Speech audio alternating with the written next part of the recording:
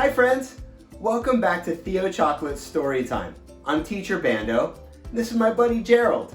Gerald is our in-store mascot. He lives at the Theo Chocolate retail store in Seattle, Washington. But because we're all at home right now and nobody's in the retail store to hang out with him, we brought him here so he could stay with me. We gave him a mask so he could stay safe, but he doesn't really breathe, so I don't actually have to stay 6 feet away from him. But Gerald's gonna join our story, and today I have a classic. Curious George Goes to a Chocolate Factory. This is a book that we read in the retail store all the time to kids, and it's one of our favorites. So come on in, let's read it together. Curious George Goes to a Chocolate Factory by Margaret and H.A. Rays. This is George. George was a good little monkey and always very curious. One day, George went for a drive with his friend, the man with the yellow hat. "Look, George," the man said, "there's a store in that chocolate factory up ahead. Let's stop for a treat." George loved chocolates. Inside the store, boxes of chocolates were stacked everywhere. But the man with the yellow hat found his favorites right away.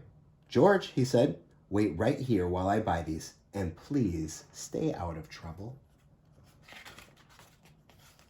George looked around the store. He saw chocolate-covered cherries and fudge-flavored lollipops. A chocolate bunny caught his eye. You see it right there?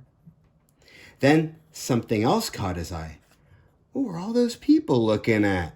George was curious. What were all those people looking at? He climbed up to get a better look, and through the window, he saw lots of trays filled with little brown dots. What were all those little brown dots? George was curious. He found a door that led to the other side of the window. The little brown dots were chocolate, of course.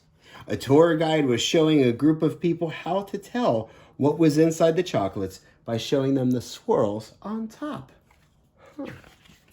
So each chocolate has a different pattern. The different swirls tell us what chocolate they are. My favorite chocolate that we have at the Theo Chocolate Factory is called Black Velvet, and it's made with coconuts, and it's absolutely delicious, and it's made from plants. This little swirl means fudge.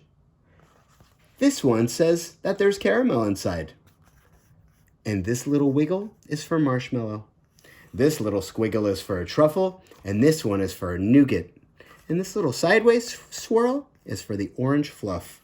And this one is for George's favorite, banana cream. Monkeys do love bananas, don't they?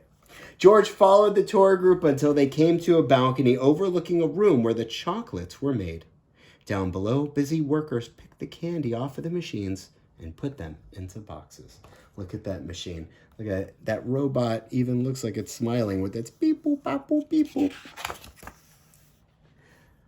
These were the machines that made the chocolates with the swirls on top. The chocolates came out of the machines on long belts. But how did they get their swirls? George was curious. You know what? We should stop reading right there. We don't want to find out what happened with George. I mean, nothing happens. He's curious, and then they go home, and that's the end, right? And that's fine. No? It's not the end? Okay, let's keep reading. I think George is going to get into some trouble if I know George. Okay, here we go.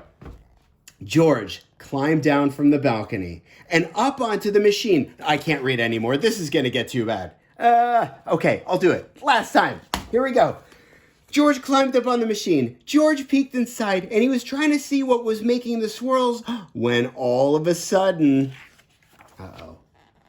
The chocolates began coming out faster and faster. They sped by him so quickly that they seemed to be running on legs of their own. They can't come out the belt that fast. That's a problem. "Quick, bring more boxes," yelled a man with a tall white hat. "What happened?" said another man. Nobody answered. Nobody knew what happened because everyone was so busy that no one noticed George. No one noticed that there was a monkey in their factory. I'll tell you what, if we noticed at the Theo Chocolate Factory that there was a monkey there, I'm pretty sure somebody would see that. We would notice if there was a monkey. The workers began to fall behind and the candy began to fall off the end of the belt. "Save the chocolates!" yelled the man with the tall white hat.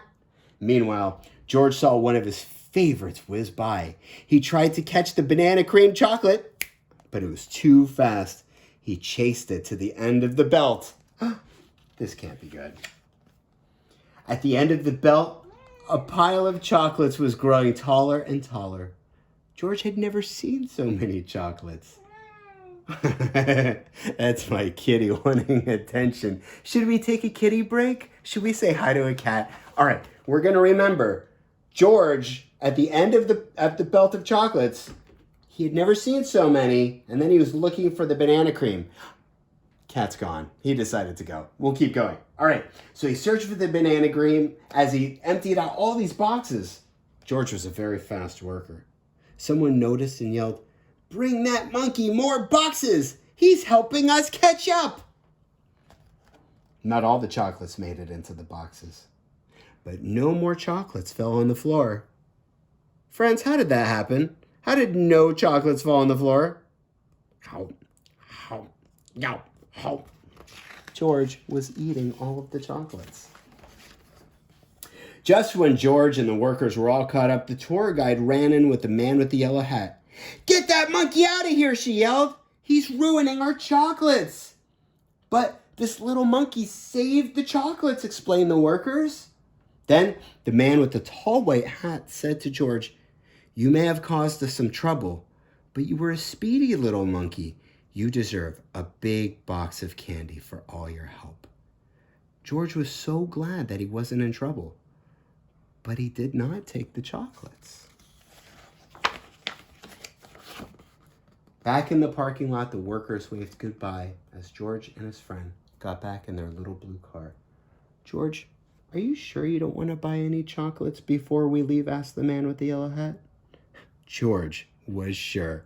Look at that. Does George look full? That's right, he is. If you remember from just 2 pages ago, George was eating all of the chocolates before they landed in the box. So when the guy in the white hat said, "Here, take these," and George says, "No, thank you," the man in the yellow hat thought he was being so polite, but he was just too full.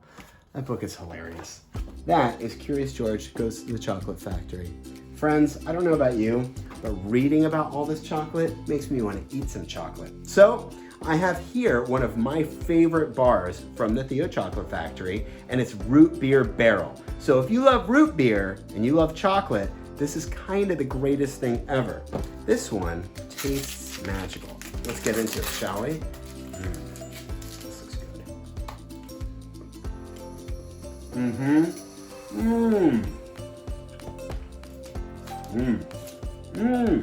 You should try this one.